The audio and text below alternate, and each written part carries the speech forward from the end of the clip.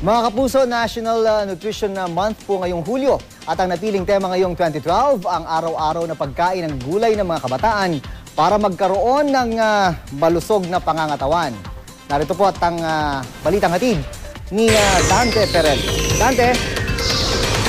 Yes, Jun, masaya nga at makulay ang naging launching ng National Nutrition Month ngayong taon dito sa Concepcion na Marikina Elementary School.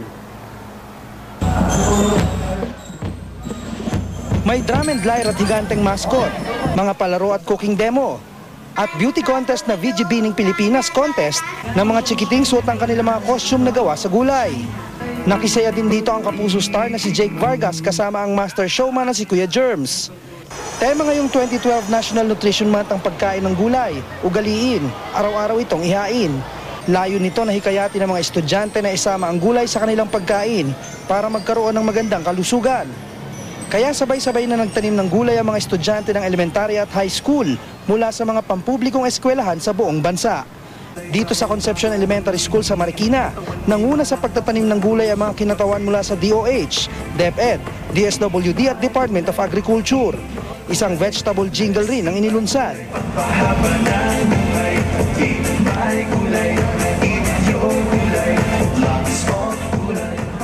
Namigay rin ng mga vegetable seeds mula sa Department of Agriculture at Vegetable Syllabus na gagamitin sa pagtuturo ng mga guro sa mga estudyante sa kahalagahan ng pagkain ng gulay at vegetable recipe book mula naman sa National Nutrition Council para sa mga eskwelahan.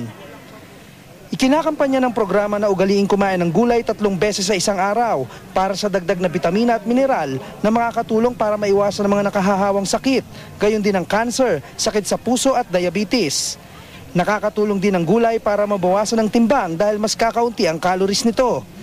Ang programa ay sagot ng pamahalaan sa patuloy na pagkonti ng mga Pilipinong kumakain ng gulay sa nakalipas na 30 taon.